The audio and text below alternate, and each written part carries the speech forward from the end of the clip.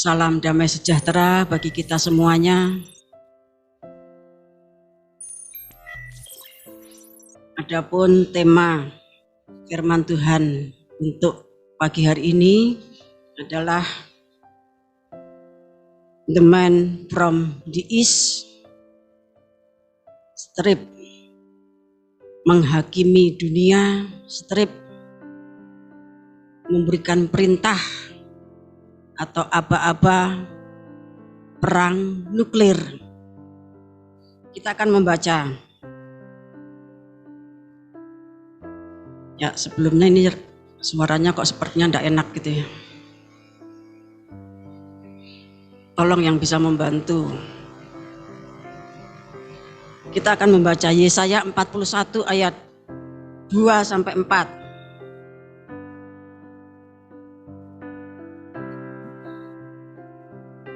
Siapakah yang menggerakkan dia dari timur, menggerakkan dia yang mendapat kemenangan di setiap langkahnya, yang menaklukkan bangsa-bangsa ke depannya, dan menurunkan raja-raja? Pedangnya membuat mereka seperti debu, dan panahnya membuat mereka seperti jeram yang tertiup.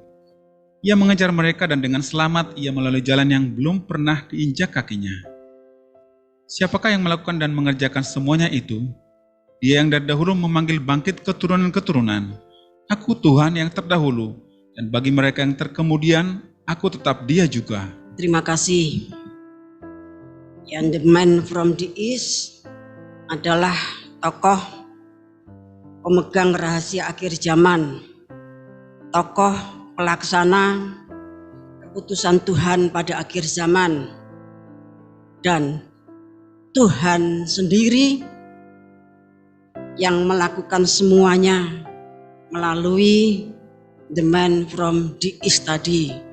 Jadi The Man from the East itu hanyalah pelaksana lapangan. Ya, kita akan membaca Yesaya 46 ayat yang ke-11. Yang memanggil burung buas dari timur dan orang yang melaksanakan putusanku dari negeri yang jauh, aku telah mengatakannya, maka aku hendak melangsungkannya. Aku telah merencanakannya, maka aku hendak melaksanakannya. Terima kasih.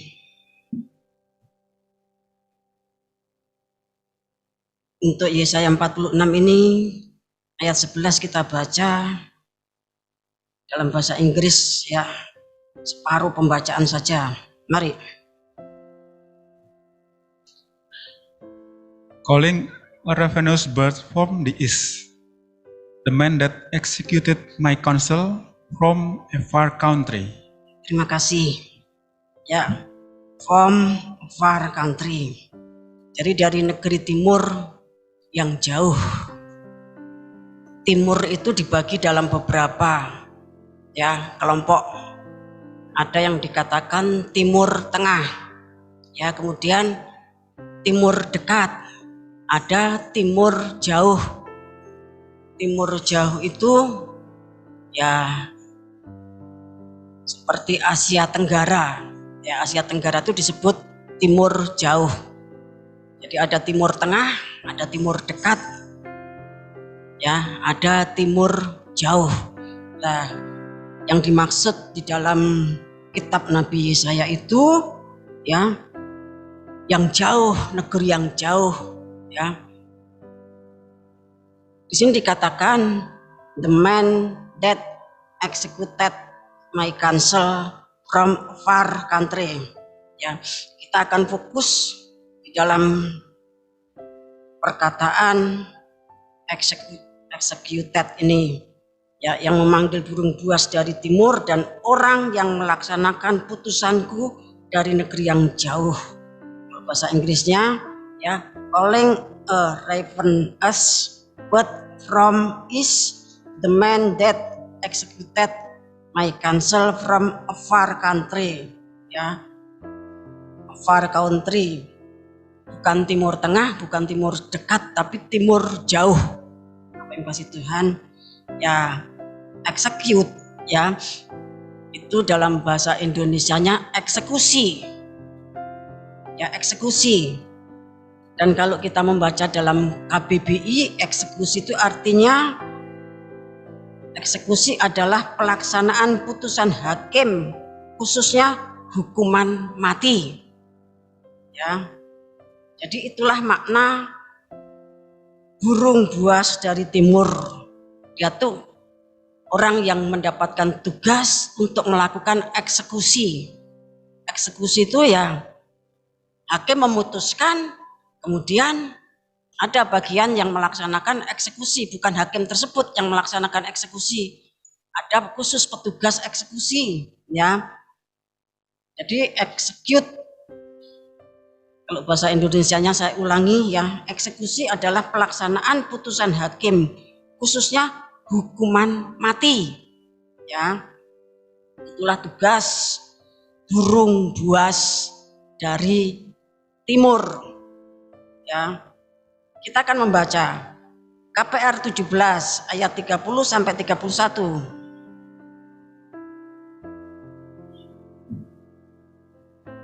Dengan tidak memandang lagi zaman kebodohan, maka sekarang Allah memberitakan kepada manusia bahwa di mana-mana semua mereka harus bertobat. Ayat 31. Karena ia telah menetapkan suatu hari pada waktu mana ia dengan adil akan menghakimi dunia oleh seorang yang telah ditentukannya, sesudah ia memberikan kepada semua orang suatu bukti tentang hal itu dengan membangkitkan dia dari antara orang mati. Ya, jadi pada zaman itu saja, Bapak Ibu kasih Tuhan, Rasul Paulus itu sudah mengingatkan bahwa semua umat manusia dimanapun mereka berada itu harus bertobat.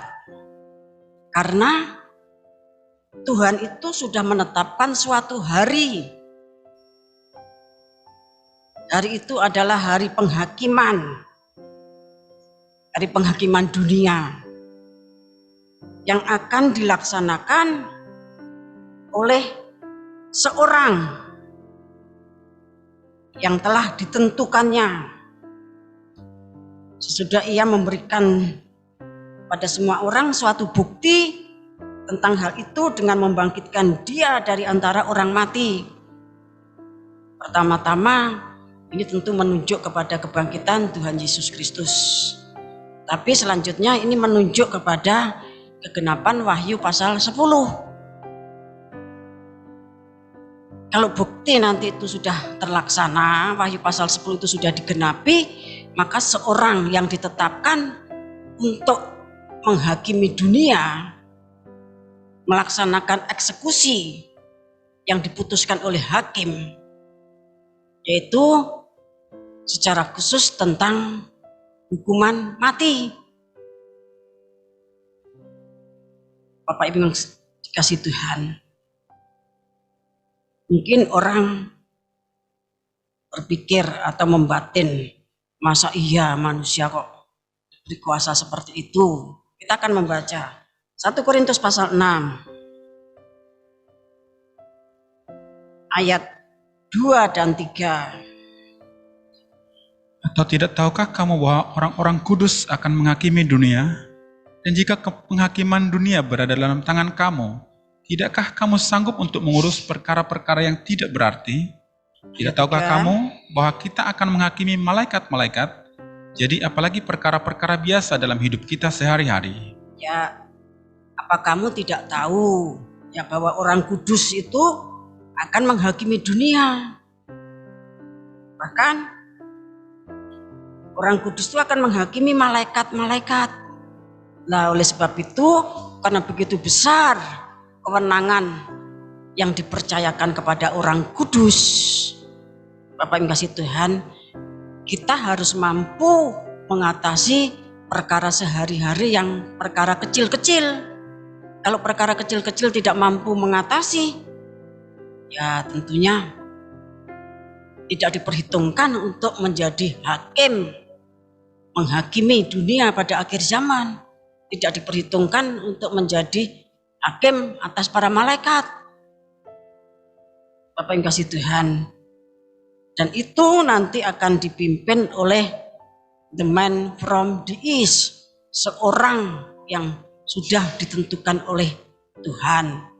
Sebab itu Rasul Paulus mengatakan supaya kita semua dimanapun kita berada selalu dalam kondisi bertobat dan mampu mengatasi perkara-perkara kecil, perkara sehari-hari, ya, mampu diatasi.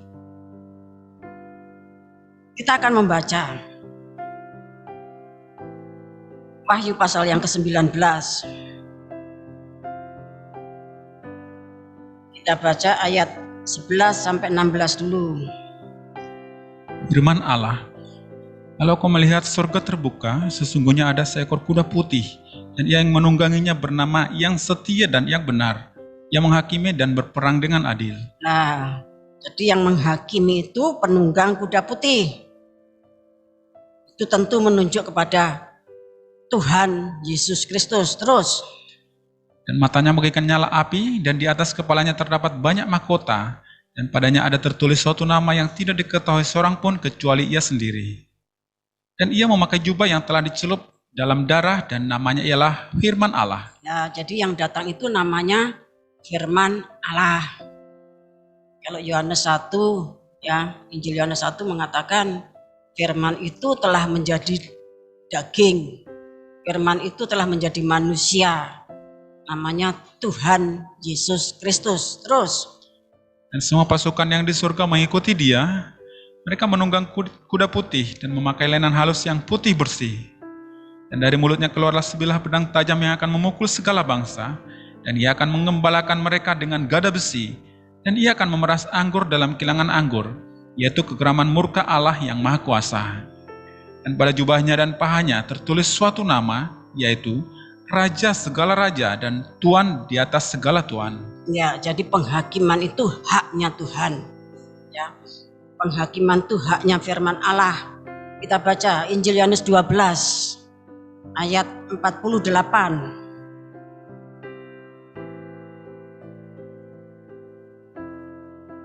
Barang siapa menolak aku dan tidak menerima perkataanku, ia sudah ada hakimnya. Itu firman yang telah kukatakan. Itulah yang akan menjadi hakimnya pada akhir zaman. Ya, jadi yang menjadi hakim itu Firman. Ya. Firman itu adalah Tuhan Yesus Kristus. Jadi, barang siapa menolak firman Tuhan, barang siapa menolak Injil damai sejahtera, Injil kerajaan, Injil yang kekal, ya, itu sudah ada hakimnya, yaitu firman yang dikatakan tadi. Hakimnya itu ya firman Tuhan. Firman Tuhan itu adalah Tuhan Yesus Kristus. Pada saat kedatangannya di dalam Wahyu 19 ayat 11 sampai 16 itu penghakiman. Orang yang dihakimi itu masuk di dalam murka Tuhan yang dahsyat. Ya. Kemudian kita baca Roma pasal 2 ayat 16. Hal itu akan nampak pada hari bila mana Allah sesuai dengan Injil yang kuberitakan akan menghakimi segala sesuatu yang tersembunyi dalam hati manusia oleh Kristus Yesus. Ya, jadi penghakiman itu ya sesuai dengan Injil. Bagaimana seseorang itu menerima Injil atau menolak. Ukuran penghakiman itu di situ. Karena ya akan menghakimi segala sesuatu yang tersembunyi dalam hati manusia oleh Kristus Yesus. Jadi dasar penghakiman itu Injil. Apakah seseorang itu menerima Injil atau menolak? Karena yang menjadi hakimnya yaitu Tuhan Yesus Kristus. Dan pada saat penghakiman tersebut tidak ada yang tersembunyi. Ya, kalau sekarang masih banyak yang disembunyikan. Tapi nanti pada masa penghakiman semua yang tersembunyi di dalam hati manusia itu akan diungkapkan oleh Tuhan sebagai hakim. Bapak Ibu ngasih Tuhan, kalau orang berhakim di dunia, mungkin orang masih bisa menyembunyikan fakta, sekalipun hakim dan jaksa itu sangat pinter, ya. Tapi menghadapi penghakiman pada akhir zaman, semua yang tersembunyi di dalam hati manusia itu akan nyata. Ya, jadi penghakiman itu dilakukan oleh Tuhan. Penghakiman, penghukuman itu haknya Tuhan. Tapi malaikat Garuda adalah eksekutor, ya, yang melaksanakan penghakiman tersebut di lapangan, yang melaksanakan hukuman mati. Ya. Kita akan membaca Wahyu 19 ayat 17 sampai 21. Saudara perhatikan. Binatang serta nabinya dikalahkan.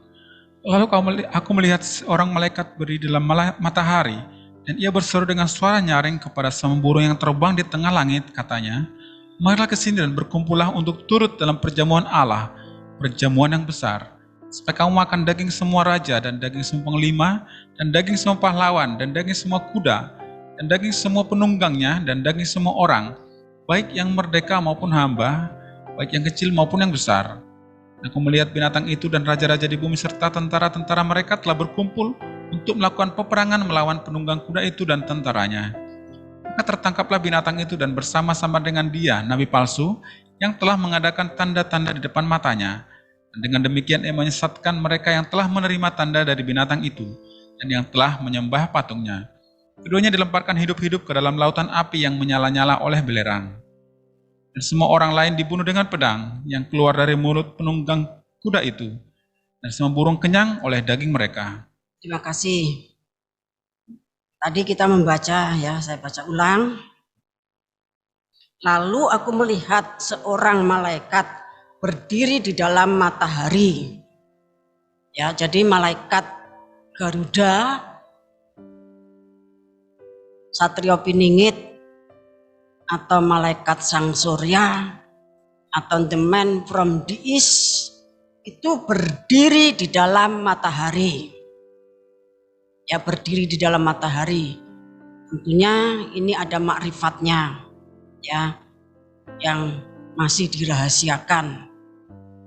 Kalau yang sudah kita kenal, ya ada makrifat Pangreh Dahono, ya, untuk mengatasi api.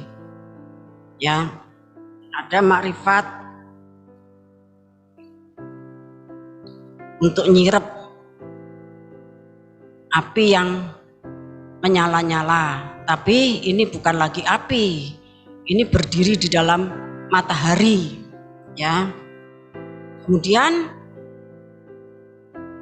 malaikat yang berdiri di dalam matahari ini berseru dengan suara nyaring pada semua burung yang terbang di langit. Katanya, marilah ke sini dan berkumpullah untuk turut dalam perjamuan Allah, perjamuan yang besar. Bapak Ibu yang kasih Tuhan, ini tentunya bukan burung, ya, secara jasmani. Setelah pembukaan meterai, peniupan sangkakala, Bogor 1, 2, 3, 4, 5, ya burung-burung itu tentunya sudah banyak yang musnah. Tapi yang dimaksudkan burung itu adalah segala jenis pesawat tempur, ya, segala macam pesawat tempur, segala macam pesawat tempur pada perang nuklir.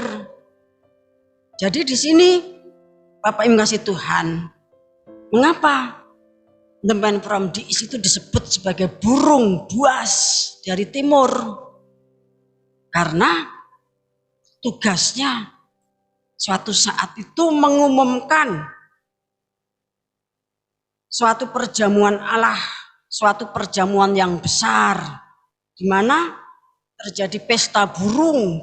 Burung-burung itu akan memakan daging semua umat manusia. Bukan burung mana yang bisa makan semua daging umat manusia. Sementara meterai sangkakala Bogor yang 1, 2, 3, 4 mungkin sampai 5 sudah ditiup, curahkan. dibuka meterainya, ditiup sangkakalanya, ya, bokornya sudah dicurahkan. Yang dimaksudkan burung itu burung besi, ya, semua jenis pesawat tempur, Bapak Ibu kasih Tuhan, tidak disebutkan satu-satu, ya, tapi yang dilihat Rasul Yohanes yang mewakili pesawat tempur, burung yang ada, burung besi yang ada di langit, ya. Tapi kalau pesawat atau alutsista, alat utama sistem, ya, senjata, itu jenisnya banyak sekali, apalagi untuk perang nuklir. Tetapi disebut satu burung besi, pesawat tempur. Jadi malaikat Garuda itu, Bapak Ibu kasih Tuhan, sesuai dengan KPR 17 ayat 31, nanti dia itu yang mengumumkan, yang memberikan aba-aba, yang menyerukan dimulainya perang nuklir. Dia berseru-seru itu dari dalam matahari, Bapak Ibu kasih Tuhan. Kalau kita membaca ayat 17 dan 19 itu perang nuklir. Tapi kalau kita membaca ayat 19, ya, sampai ayat 20-21 itu perang Harmagedon. Jadi perang nuklir itu lebih dahulu terjadi, baru nanti dalam jarak yang tidak lama, lamanya seberapa, ya itu masih rahasia. Kemudian barulah perang Harmagedon. Jadi perang nuklir itu bukan perang Harmagedon, Bapak Ibu kasih Tuhan, ya. Jadi kalau kita membaca urutan dari Wahyu pasal 19 ayat 11 sampai ayat 16 itu penghakiman. Hakim memutuskan. Kemudian ayat 17 sampai ayat 21 eksekusi dilaksanakan oleh burung buas dari timur yang mengumumkan perang nuklir dan perang Harmagedon. Kelanjutan dari perang nuklir tadi. Bapak Ibu kasih Tuhan, tentu namanya perang nuklir korbannya sangat banyak sekali, ya, korbannya sangat banyak sekali.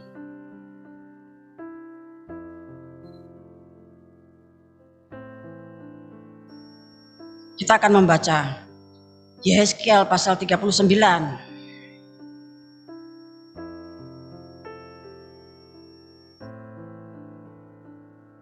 Kita baca ayat 1 sampai 8.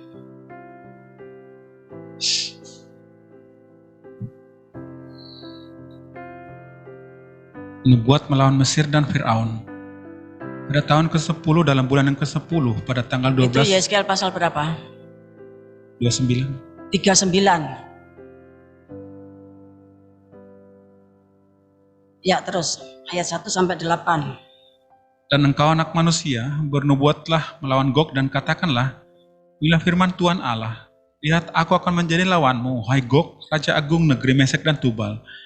Dan aku akan menarik dan menuntun engkau, dan aku akan mendatangkan engkau dari utara sekali, dan membawa engkau ke gunung-gunung Israel. Ya, di sini katakan, dan aku akan menarik dan menuntun engkau. Jadi nanti yang mengatur, ya, perang nuklir sampai perang Harmagedon itu Tuhan. Dikatakan, dan aku, huruf besar, akan menarik dan menuntun engkau, dan aku akan mendatangkan engkau dari utara sekali, membawa engkau ke gunung Israel. Jadi yang membawa, yang nyeret itu Tuhan. Dari utara sekali. Jadi paling utara, ya. Negara yang disebut sebagai negara paling utara itu ada beberapa. Yang pertama Greenland atau Denmark, kemudian Kanada, Rusia itu negara yang paling utara. Kemudian ada Norwegia, ada Amerika Serikat, ada Finlandia, ya, Swedia dan Islandia. Kanada itu juga termasuk negara paling utara. Rusia itu juga, Amerika itu juga. Mari ayat 3. Aku akan memukul tangan kirimu sehingga busurmu jatuh dan membuat panah-panahmu berjatuhan dari tangan kananmu. Di atas gunung-gunung Israel engkau akan rebah dengan seluruh bala tentaramu beserta bangsa-bangsa yang menyertai engkau. Dan engkau akan kuberikan kepada burung-burung buas dari segala jenis dan kepada binatang-binatang buas menjadi makanannya. Engkau akan rebah di padang sebab aku yang mengatakannya. Demikianlah firman Tuhan Allah.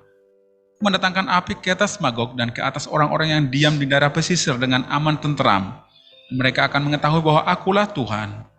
Dan aku akan menyatakan namaku yang kudus di tengah-tengah umatku Israel, dan aku tidak lagi membiarkan namaku yang kudus dinajiskan, sehingga bangsa-bangsa akan mengetahui bahwa akulah Tuhan yang maha kudus di Israel.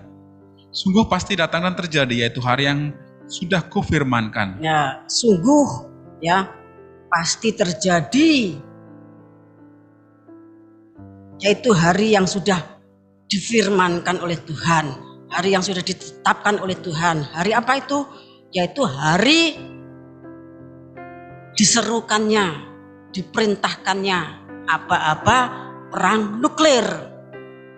Jika Tuhan mendatangkan engkau dari utara sekali, tadi ada 8 negara yang paling utara. Kita perhatikan ayat 3 ya. Dari Yehezkiel 39 tadi saya akan bacakan. Aku akan memukul tangan kirimu sehingga busurmu jatuh dan membuat panah-panahmu berjatuhan dari tangan kananmu. Ya, saya pelajari orang memanah ya, itu memang yang memegang busur itu tangan kiri ya, tangan kiri. Kemudian panah-panah itu Bapak yang kasih Tuhan tangan satunya di tangan kanan. Nubuatan di dalam Yehezkiel 39 ayat 3 ini menunjukkan bahwa nanti yang mencet tombol ya, yang mencet tombol perang nuklir itu Tuhan. Katakan tangan kiri dari orang yang paling utara tadi dipukul sama Tuhan. Ya, dipukul sama Tuhan. Istilahnya apa? Ya kalau cuma dipukul gini ya enggak bermakna. Artinya tangan kirinya itu Bapak yang kasih Tuhan ya, dia itu nanti Tuhan yang mengerjakan, dia mencet. Kan rata-rata orang barat itu kan kede ya toh. Semua negara yang punya senjata nuklir itu Bapak yang kasih Tuhan, presidennya atau rajanya itu punya, kalau di Amerika disebut football nuklir atau koper nuklir ya, itu yang dibawa ajudannya kemana-mana. Bapak yang kasih Tuhan, Rusia punya, pokoknya semua negara yang punya senjata nuklir, apalagi produsen nuklir ya, itu presidennya punya tombol nuklir ya, itu berisi kode rahasia dan prosedur peluncuran serangan oleh presiden dari negara ya yang punya senjata nuklir tadi. Setelah melalui berbagai pertimbangan ya, presiden berkonsultasi dengan kepala pertahanan ya, kemudian diputuskan, oh tombol ini legal untuk dipencet, ada kode-kodenya, dan kode-kodenya tuh sangat rahasia, yang tahu ya cuma presiden saja yang punya hak. Namun demikian untuk mencet tombol atau mencet kode-kode rahasia tersebut ya, dia harus pertimbangan dengan kepala pertahanan.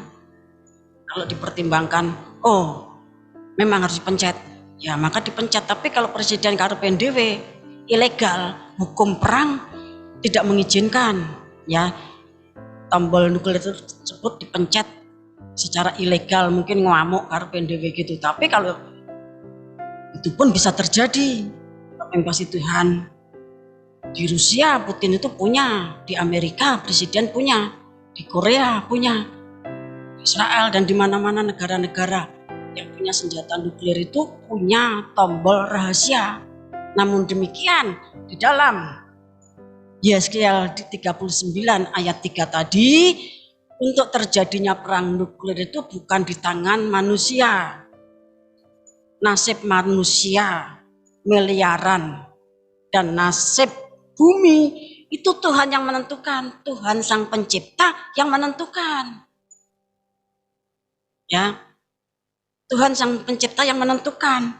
Nanti kalau Tuhan itu sudah mendatangkan dari utara sekali, atau dikatakan dalam ayat 2, dan aku akan menarik dan menuntun engkau, dan aku akan mendatangkan engkau dari utara sekali. Jadi dari paling utara, dekat kutub utara sana. Ada 8 negara tadi, ya. Yang dimaksud Tuhan yang mana, ya. Kalau itu sudah didatangkan, karena waktunya seperti ayat 8 tadi, harinya sudah tiba, maka Tuhan sendiri, aku akan memukul tangan kirimu. Tangan kirinya itu dipukul, artinya dipaksa untuk mencet tombol, ya, kode rahasia yang berisi perintah perang nuklir. Dan itu, Bapak yang kasih Tuhan, manusia sekalipun itu presiden, dia tidak punya kewenangan. Yang punya kewenangan itu Tuhan sebagai hakim. Nah, kewenangannya Tuhan itu nanti dilaksanakan di lapangan oleh the man from the east. Bapak yang kasih Tuhan, ya, sekalipun sekarang ini kalau saudara membaca di media sosial atau mendengarkan TV, hampir sehari itu beberapa kali, ya, perkembangan perang nuklir itu diberitakan. Namun yang punya kuasa, yang punya kewenangan itu Tuhan Yesus Kristus yang menjadi hakim pada akhir zaman, firman yang menjadi hakim sesuai dengan Injil yang diberitakan, ya, dilakukan oleh Tuhan Yesus Kristus dalam Wahyu 19 ayat 11 sampai 16. Kemudian penghukumannya pesta burung, di mana pesawat-pesawat itu nanti akan menghabisi manusia. Tidak tahu korbannya berapa miliar, Bapak kasih Tuhan. Itu dalam ketetapan Tuhan sesuai dengan nubuatan di dalam Wahyu pasal 19 ayat 17 dan 18. Tapi ayat di bawahnya kemudian perang Harmagedon, ya, perang Harmagedon. Kita menghadapi peristiwa yang sangat dahsyat.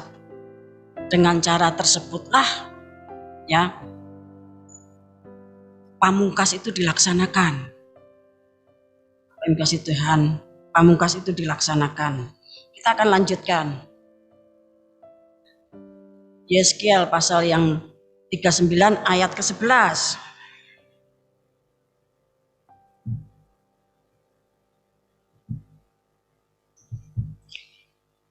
Maka pada hari itu aku akan memberikan kepada Gog suatu tempat di mana ia akan dikubur di Israel, yaitu lembah penyeberangan di sebelah timur dari laut, dan kuburan itu akan menghalangi orang-orang yang menyeberang. Di sana Gog akan dikubur dengan semua khalayak ramai yang mengikutinya, dan tempat itu akan disebut lembah khalayak ramai Gog. Ya, jadi perang nuklir itu berurutan waktunya, sekalipun mungkin ada jeda waktu, ya, tapi itu merupakan kesinambungan. Terus kita baca ayat 23 sampai 29. Dan bangsa-bangsa akan mengetahui bahwa karena kesalahannya kaum Israel harus pergi ke dalam pembuangan. Ayat 22 ya, saya bacakan. Dan kaum Israel akan mengetahui bahwa akulah Tuhan Allah mereka mulai hari itu dan seterusnya. Jadi nanti pada saat perang Harmagedon itu, orang Israel itu baru tahu bahwa Tuhan Yesus Kristus itulah Allah mereka. Terus ayat 23. Dan bangsa-bangsa akan mengetahui bahwa karena kesalahannya kaum Israel harus pergi ke dalam pembuangan. Sebab mereka berubah setia terhadap aku menyembunyikan wajahku terhadap mereka. Dan aku menyerahkan mereka ke dalam tangan lawan-lawannya, dan mereka semuanya mati rebah oleh pedang. Selaras dengan kenajisan dan durhaka mereka, kuperlakukan mereka, dan kusembunyikan wajahku terhadap mereka. Sebab itu beginilah firman Tuhan Allah, sekarang aku akan memulihkan keadaan Yakub, dan akan menyayangi seluruh kaum Israel, dan cemburuku timbul untuk mempertahankan namaku yang kudus. Mereka akan melupakan noda mereka dan segala ketidaksetiaan mereka yang dilakukannya terhadap aku. Kalau mereka sudah diam kembali di tanah mereka dengan aman tenteram, dengan tidak dikejutkan oleh apapun. Dan kalau aku sudah membawa mereka kembali di tengah bangsa-bangsa dan mengumpulkan mereka dari tanah musuh-musuh mereka, dan pada saat aku menunjukkan kekudusanku kepada mereka di hadapan bangsa-bangsa yang banyak. Dan mereka akan mengetahui bahwa akulah Tuhan Allah mereka, yang membawa mereka ke dalam pembuangan di tengah bangsa-bangsa dan mengumpulkan mereka kembali di tanahnya, dan aku tidak membiarkan seorang pun daripadanya tinggal di sana. Aku tidak lagi menyembunyikan wajahku terhadap mereka kalau aku mencurahkan rohku ke atas kaum Israel. Demikianlah firman Tuhan Allah. Terima kasih. Ya, kembali saya ulangi jadi nanti sebelum perang Harmagedon itu ada perang nuklir yang menghancurkan segala sesuatu, yang korbannya tentunya sangat banyak sekali. Dikatakan daging semua manusia, semua raja, semua pahlawan, semua budak, semua ya itu nanti dimakan oleh burung yang terbang di tengah langit. Yang saya maksudkan tadi adalah alutsista, ya semua persenjataan dari perang nuklir tersebut. Bapak Ibu kasih Tuhan, ya.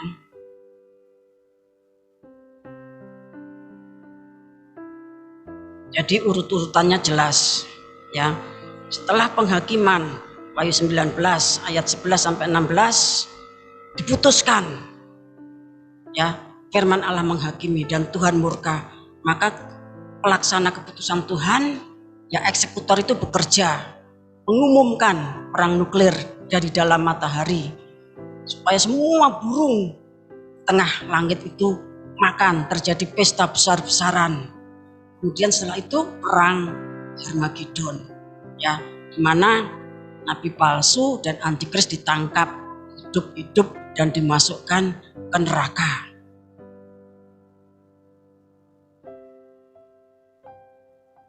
Jadi antara perang dunia ketiga yang juga disebut perang nuklir dengan perang Harmagedon itu waktunya sangat dekat, beriringan.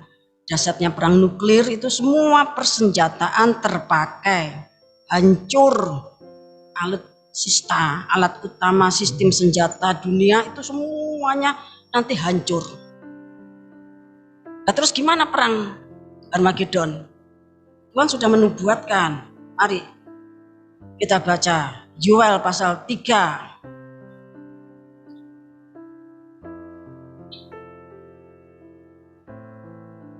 Kita baca ayat 9 mulai. Berkat untuk umat Tuhan.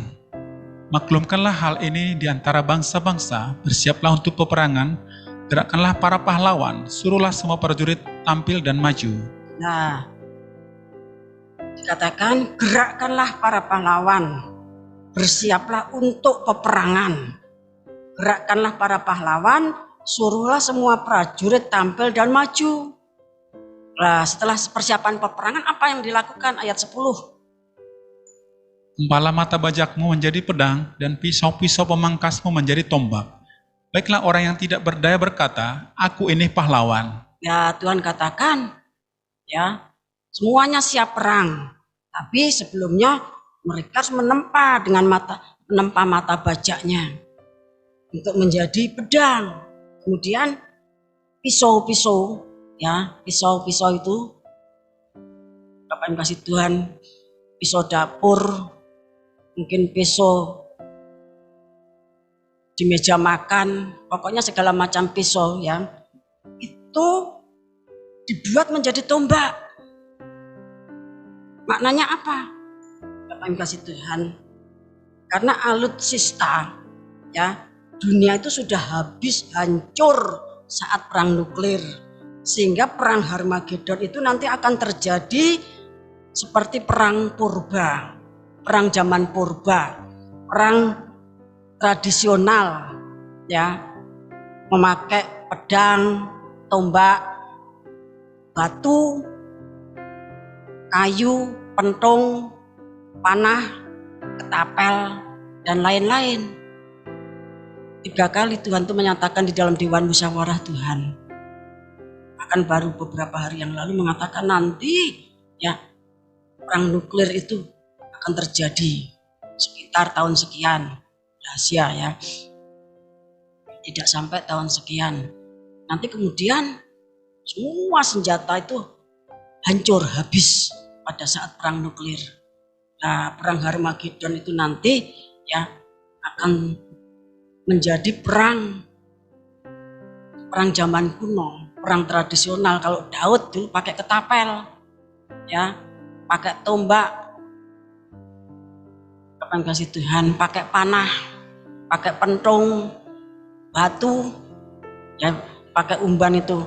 Seperti perang zaman kuno itu, ya, kalau orang mau dobrak pintu gerbang itu, kapan kasih Tuhan, pakai batu yang besar terus seperti dilemparkan begitu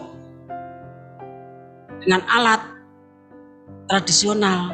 Jadi perang Harmagedon nanti adalah perang tradisional, perang zaman kuno, perang zaman purba, memakai alat-alat di mana semua orang yang bersiap tadi terlebih dahulu menempa mata bajaknya menjadi pedang, pisau-pisaunya semuanya dijadikan tombak, ya, bambu runcing, kapan kasih Tuhan, ketapel, dan lain-lain. Itu perang Harmagedon itu nanti seperti itu. Karena sudah habis pada saat perang nuklir. Dilanjutkan. Ayat 11. Bergeraklah dan datanglah hai segala bangsa dari segenap penjuru, dan berkumpullah ke sana. Walah turun ya Tuhan pahlawan-pahlawanmu. Dan nanti segala bangsa dari segala penjuru itu nanti akan datang ke Harmagedon. Terus. Baiklah bangsa-bangsa bergerak dan maju ke lembah Yosafat, sebab di sana aku akan duduk untuk menghakimi segala bangsa dari segenap penjuru. Nah, jadi penghakiman Tuhan itu perang nuklir dan perang Harmagedon. Ya, terus. Iunkanlah sabit, sebab sudah masak tuayan. Marilah iriklah, sebab sudah penuh tempat anggur, tempat-tempat pemerasan kelimpahan, sebab banyak kejahatan mereka. Banyak orang di lembah penentuan. Ya, sudah dekat hari Tuhan di lembah penentuan. Matahari dan bulan menjadi gelap, dan bintang-bintang menghilangkan cahayanya. Tuhan mengaum dari Sion, dari Yerusalem ia memperdengarkan suaranya, dan langit dan bumi bergoncang. Tetapi Tuhan adalah tempat perlindungan bagi umatnya, dan benteng bagi orang Israel. Maka kamu akan mengetahui bahwa aku Tuhan adalah Allahmu, yang diam di Sion, gunungku yang kudus, dan Yerusalem akan menjadi kudus, dan orang-orang luar tidak akan melintasinya lagi. Nah, jadi nanti dalam perang Harmagedon tuh orang Israel tuh akan mudeng tenan, akan paham betul bahwa yang disalibkan dulu itu adalah Mesias yang dijanjikan. Pencipta umat manusia, pencipta alam semesta, Allahnya Israel yang terlebih dahulu sejak zaman purba, Allah dalam nama Tuhan Yesus Kristus ketika dia datang sebagai manusia itu yang memilih umat Israel menjadi umat pilihan, dan umat Israel itu dulu yang mengenal Allah yang benar, pencipta langit bumi seisinya, yang disebut waktu itu Yahweh atau Elohim, ya. Dan ketika datang sebagai manusia namanya adalah Tuhan Yesus Kristus. Orang Israel baru paham bahwa Allah yang di Sion itu adalah yang dulu disalibkannya. Terus pada waktu itu akan terjadi bahwa gunung-gunung akan meniriskan anggur baru, bukit-bukit akan mengalirkan susu, dan segala sungai Yehuda akan mengalirkan air. Matahari akan terbit dari rumah Tuhan dan akan membasahi lembah Sitim. Mesir akan menjadi sunyi sepi, dan Edom akan menjadi padang gurun tandus, oleh sebab kekerasan terhadap keturunan Yehuda, oleh karena mereka telah menumpahkan darah orang yang tak bersalah di tanahnya. Tetapi Yehuda tetap didiami untuk selama-lamanya, dan Yerusalem turun-temurun. Aku akan membalas darah mereka yang belum kubalas. Tuhan tetap diam di Sion. ya, Tuhan itu tetap diam di Sion. Tuhan itu tetap diam di Yerusalem. Namun sesuai dengan Galatia pasal 4 ayat 26 itu bukan lagi Yerusalem yang di tanah ya menjadi masalah itu, tetapi yang dimaksudkan Yerusalem surgawi ya. Terima kasih Tuhan.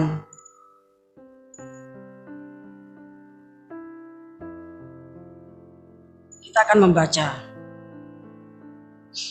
Wahyu pasal 16 ayat 12 sampai 16.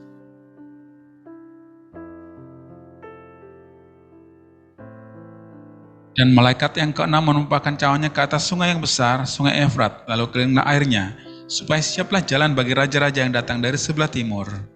Dan aku melihat dari mulut naga dan dari mulut binatang dan dari mulut nabi palsu itu keluar 3 roh najis yang menyerupai katak.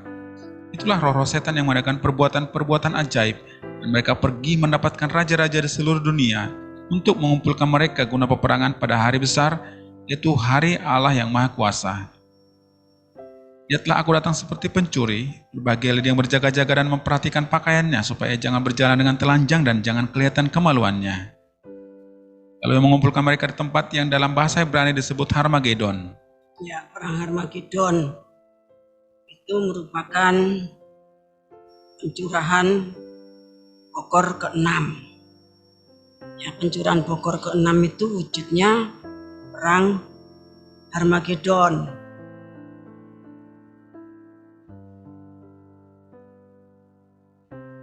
Itu oleh buruh ke-6 dari Sinim. Terima kasih Tuhan ya. Kalau tadi kita membaca dan malaikat ayat 12 dari pasal 16 kita Wahyu, dan malaikat yang ke-6 menumpahkan cawannya ke atas sungai yang besar, sungai Efrat, lalu keringlah airnya supaya bersiaplah jalan bagi raja-raja yang datang dari sebelah timur. Berarti dalam perang nuklir, itu yang mendahului perang Harmagedon, yang banyak terlibat itu negara-negara barat ya. Kemudian dalam perang Harmagedon yang disiapkan jalannya oleh ya, yang jalannya itu disiapkan, Bapak Ibu kasih Tuhan, maka datanglah raja-raja dari sebelah timur. Bapak Ibu kasih Tuhan ya. Raja-raja dari sebelah timur itu tadi sudah saya katakan, timur itu ada timur tengah, ada timur dekat, ada timur jauh. Nah, yang datang dalam perang Harmagedon, Bapak Ibu kasih Tuhan, yang jalannya itu sudah disiapkan, Bapak Ibu kasih Tuhan, yang datang itu raja-raja dari sebelah timur. Kalau perang nuklir yang banyak terlibat, tentunya tidak semuanya, Bapak Ibu kasih Tuhan, entahkah semuanya, entahkah sebagian, entahkah dari timur ada yang terlibat atau tidak, itu rahasia Tuhan. Tetapi secara garis besar, ya perang nuklir itu yang banyak terlibat negara-negara barat, sedangkan perang Harmagedon ya itu raja-raja dari sebelah timur. Dan katakan di sini, dan aku melihat dari mulut naga, dari mulut binatang, dan dari mulut nabi palsu. Berarti mulut itu kan bicara, provokasi, provokator dari Wahyu pasal 13.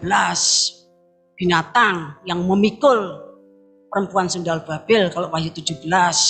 Kemudian nabi palsu dari Wahyu 13 ya, ayat yang di bawahnya. Dan dari mulutnya naga ya. Itu yang memprovokasi ya, dikatakan itulah roh setan-setan yang mengadakan perbuatan-perbuatan ajaib, ayat 14 ya, dari Wahyu 16, dan mereka pergi mendapatkan raja-raja di seluruh dunia. Jadi bukan cuma raja-raja dari timur saja, Bapak yang kasih Tuhan. Raja-raja yang dari timur mungkin yang tidak banyak terlibat di dalam perang nuklir ya, itu sudah disiapkan jalannya oleh antikris, nabi palsu, dan naga. Nah, tapi untuk menggerakkan raja-raja dari seluruh muka bumi yang baru saja ambruk, hancur karena perang nuklir, Bapak yang kasih Tuhan, Maka roh setan-setan itu mengadakan perbuatan-perbuatan ajaib untuk memprovokasi supaya seluruh raja-raja dari muka bumi, semua raja-raja tadi, Bapak yang kasih Tuhan, ikut terlibat di dalam peperangan pada hari besar, yaitu hari Allah yang Maha Kuasa. Ikut terlibat dalam peperangan melawan penunggang kuda putih. Kalau Wahyu pasal 11 mengatakan semuanya berkumpul melawan penunggang kuda putih.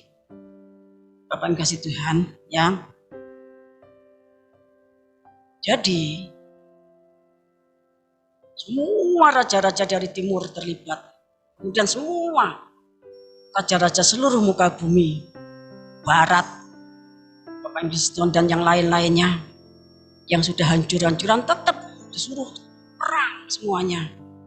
Tidak tahu dengan provokasi apa, ya, sehingga semua bangsa itu berkumpul di lembah Megiddo melawan Tuhan Yesus Kristus, penunggang kuda putih. Wahyu pasal 19. Nah, raja-raja yang tadinya mereka punya persenjataan yang dahsyat, punya senjata nuklir dan segala macam alutsista yang begitu hebat, untuk maju dalam peperangan yang kembali pada perang tradisional, itu kan perlu dikuatkan, perlu melihat perkara-perkara yang ajaib. Tidak tahu perkara ajaibnya seperti apa nanti. Kalau perang Harmagedon sudah siap, kita tentu akan diberitahu. Apa yang kasih Tuhan, ya.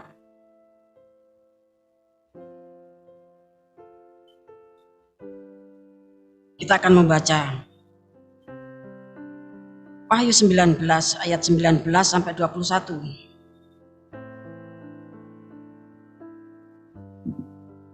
Dan aku melihat binatang itu dan raja-raja di bumi serta tentara-tentara. Mereka telah berkumpul untuk melakukan peperangan melawan penunggang kuda itu dan tentaranya. Maka tertangkaplah binatang itu dan bersama-sama dengan dia nabi palsu yang telah mengadakan tanda-tanda di depan matanya. Dengan demikian dia menyesatkan mereka yang telah menerima tanda dari binatang itu dan yang telah menyembah patungnya. Keduanya dilemparkan hidup-hidup ke dalam lautan api yang menyala-nyala oleh belerang. Semua orang lain dibunuh dengan pedang yang keluar dari mulut penunggang kuda itu, dan semua burung kenyang oleh daging mereka.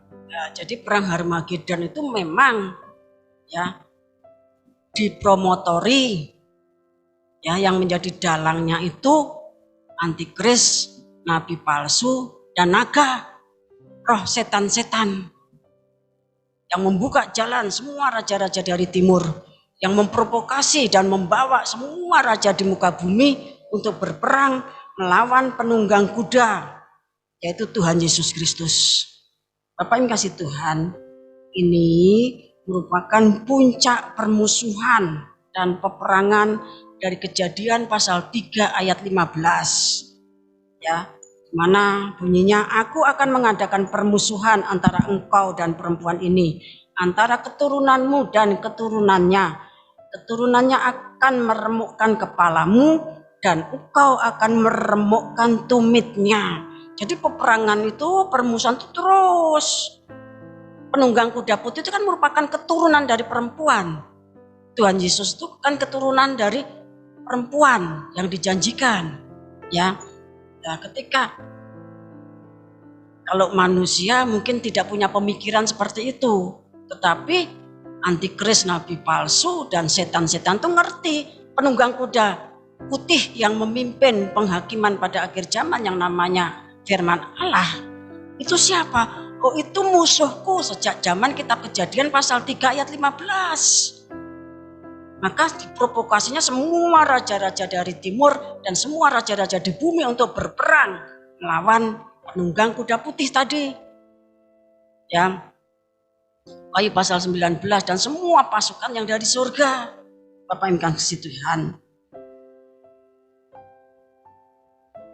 Namun demikian dikatakan ayat 21 dari Wahyu 19, dan semua orang lain dibunuh dengan pedang yang keluar dari mulut penunggang kuda itu, dan semua burung kenyang oleh daging mereka. Jadi pesta burung Bapak yang kasih Tuhan, yaitu perang nuklir. Itu dengan perang Harmagedon itu merupakan kesatuan. Mereka yang tidak dibunuh karena perang nuklir, mereka dibunuh oleh pedang yang keluar dari mulut penunggang kuda, yaitu firman Allah, yaitu Tuhan Yesus Kristus. Bapak Ibu kasih Tuhan,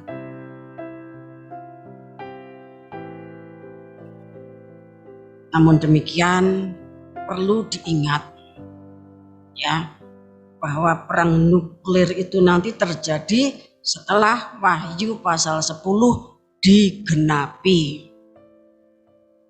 Karena dia yang akan mengumumkan, memberikan perintah atau aba-aba terjadinya perang nuklir. Wahyu 19 ayat 17.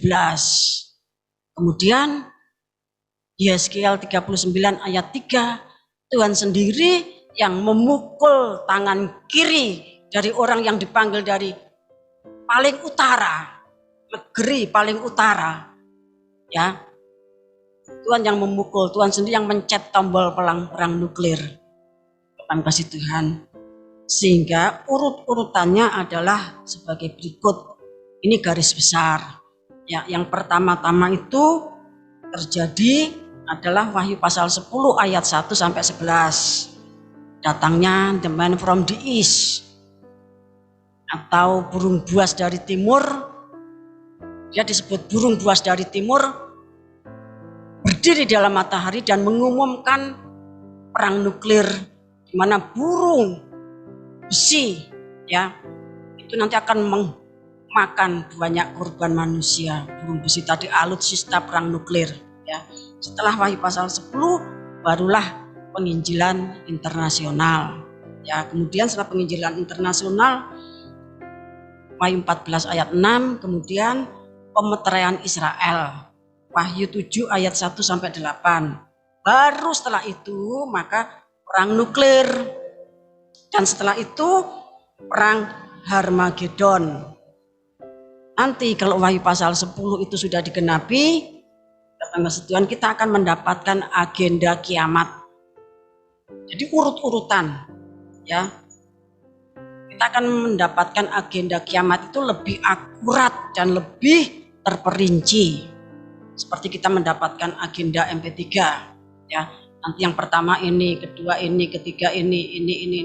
Itu nanti kalau Wahyu pasal 10 sudah digenapi, kita akan lebih tahu, lebih akurat dan lebih terperinci. Tetapi kalau sekarang baru garis besar. Wahyu pasal 10 dulu harus digenapi, kemudian penginjilan internasional, kemudian pemeteraian Israel, kemudian perang nuklir, dan baru perang Harmagedon. Tuhan datang. Akan kasih Tuhan. Jadi antara Bokor ke-6 dan Bokor ke-7, Bokor ke-7 itu bumi ditabrak Nibiru. Di mana semua pulau, semua gunung itu hilang, lenyap. Itu Bokor ke-7. Nah, antara Bokor ke-6 dan ke-7 itu di situ Tuhan datang. Terima kasih Tuhan. Nah, sebab itu kalau presiden-presiden seluruh dunia setiap saat mereka memprediksi dan mengumumkan di media sosial, di media massa, di TV, Bapak Ibu kasih Tuhan, perkembangan bagaimana perang nuklir itu akan terjadi. Kalau yang kita baca penyebabnya Ukraina, Ukraina yang ada di sebelahnya Rusia itu. Dulu Ukraina itu punyanya Rusia, tapi dia itu tahun 2014 gabung sama NATO Eropa. Nah, ini kan ini kan tidak terima. Nah, sehingga akhirnya terjadi perang, rencana sambil mengatakan damai, tapi mereka menyiapkan alutsista perang nuklir yang semakin dahsyat.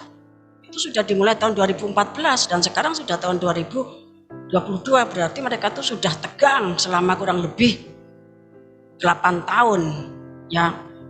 Sudah lebih 8 tahun.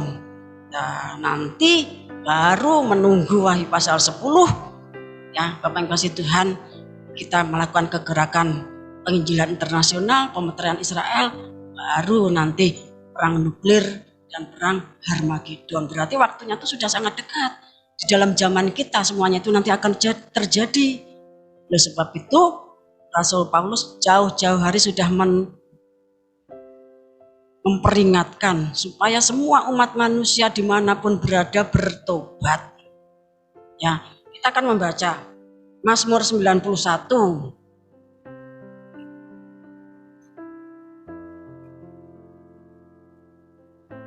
ayat 1 dan seterusnya. Dalam lindungan Allah, orang yang duduk dalam lindungan yang maha tinggi dan bermalam dalam naungan yang maha kuasa akan berkata kepada Tuhan, tempat perlindunganku dan pertahananku, Allahku yang kupercayai.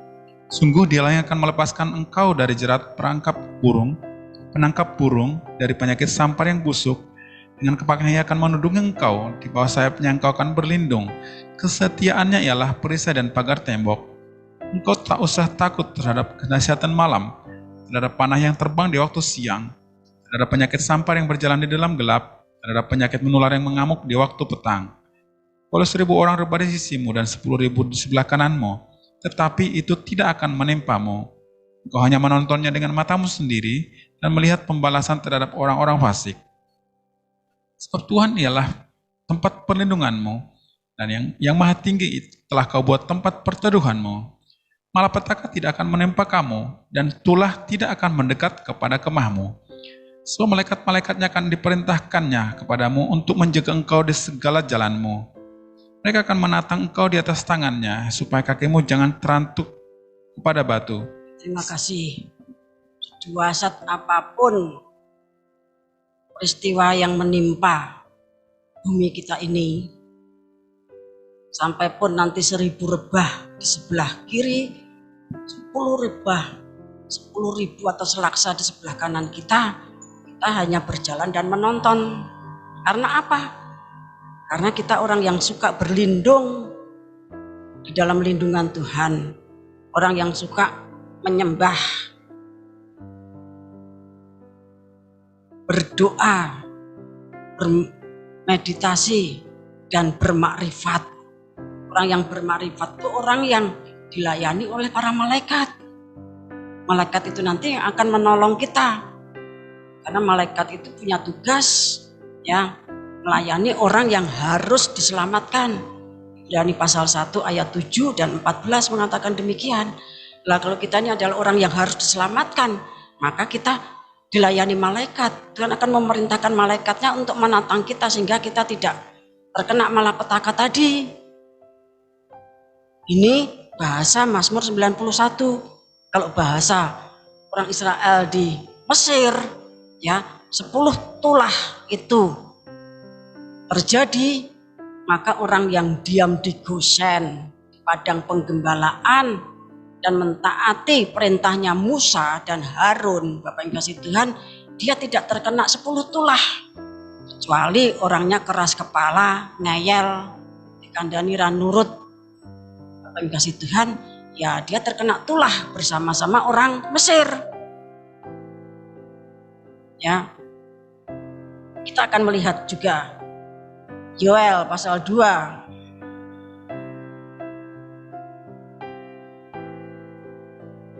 ayat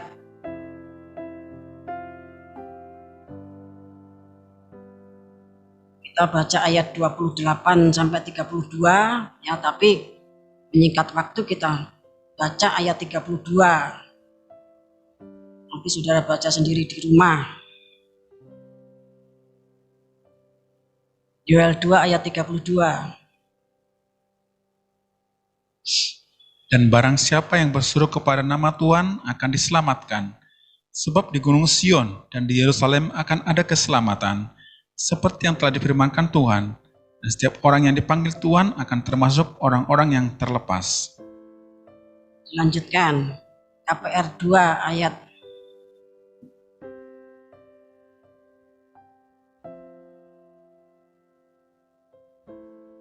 21. Dan barang siapa yang berseru kepada nama Tuhan akan diselamatkan. Terima kasih. Ya, Tuhan itu punya nama. Tapi kalau Tuhan itu predikat, ya, sebutan. Umpamanya presiden itu predikat, umpamanya bapak itu predikat, ibu itu predikat, anak ya itu predikat. Lah dia punya anak, presiden Indonesia punya nama. Untuk membedakan, banyak presiden di muka bumi, banyak bapak-bapak di muka bumi. Lah bapak siapa yang dimaksud? Ibu juga banyak sekali. Lah ibu siapa yang dimaksud? Anak banyak sekali. Anak siapa yang dimaksud? Lah Tuhan, Bapak Ibu kasih Tuhan, ya. Tuhan itu punya nama. Namanya siapa? Yesus Kristus. Yesus yang disalibkan dan yang dia itu yang ditetapkan sebagai Kristus. Ya, KPR 2 ayat 36. Jadi nama Tuhan itu namanya Tuhan Yesus Kristus. Nanti pada saat perang nuklir, Bapak Ibu kasih Tuhan, sampai pun pada saat perang Harmagedon, ya, ada orang yang dilayani malaikat, itu berarti orang tersebut punya hikmat dan makrifat. Tetapi Tuhan tetap menjanjikan barang siapa berseru kepada nama Tuhan Yesus Kristus, tolong saya, dia akan diselamatkan. Kalau bahasa lainnya, Kuryo sakilamayo dabina tumihardo, Kuryo sakilamayo jendona tumihardo, Kuryo sakilamayo kaluna tumihardo. Kepanjangan satu saja, Kuryo sakilamayo dabina tumihardo. Tuhan Yesus tolong. Bapak yang kasih Tuhan, karena peperangan itu dahsyat. 1.000 orang mati di sini, 10.000 orang mati di sebelah kanan kita. Mungkin kita lupa semua kunci hikmat marifat, ya. Dibaca tiap hari, pasti bocor, bukunya ditutup, apal, sisuke lali, dibaca meneh, diapalke, sambil merem-merem, 1, 2, 3, 4, 5, 6, 7, hafal. Tinggal makan, lali. Nah, apalagi padahal ini zaman tenang. Nanti kalau zaman sudah kisruh seperti itu, ya yang penting berseru nama Tuhan. Kurya sakilamayo dabina tumihardo. Lali pisan ngomong gitu, Tuhan Yesus tolong. Ya. Karena barang siapa berseru kepada nama Tuhan, bukan Tuhan tolong, bukan, tetapi namanya, ada namanya. Tuhan itu ada namanya. Ya, ketika Tuhan itu menjadi manusia, namanya Tuhan Yesus Kristus. Berseru diselamatkan. Caranya Tuhan menyelamatkan piye? Ya orang ngerti nanti. Yang penting saudara berseru pasti diselamatkan. Ya. Jadi kita ini menghadapi peristiwa yang dahsyat dan waktunya itu sudah sangat dekat. Ya. Ancaman perang dunia ketiga itu bukan baru muncul tahun 2021. Oh, itu sudah sejak tahun 2014. Goro-goronya itu sudah ada. Ya. Dan sekarang itu terus setiap hari saudara mendengarkan berita-berita tersebut. Tapi Alkitab kita mengatakan nanti yang mencet tombolnya itu Tuhan Yesus. Ya. Yeskiel 39 ayat 3. Nanti yang mengumumkan itu burung buas dari timur. Dia berdiri di dalam matahari. Yang kasih Tuhan. Kalau Tuhan sudah bertindak, ya Tuhan sudah berperkara, tidak ada yang bisa menghambat. Tapi kalau Wahyu 19 ayat 17 itu belum dimulai, Yeskiel 39 ayat 3 belum terjadi, ya berarti Wahyu 10 harus digenapi dulu. Kemudian penginjilan internasional, kemudian pemeteran Israel, baru perang nuklir, diakhiri perang Harmagedon, masuk perang zaman purba. Terima kasih Tuhan.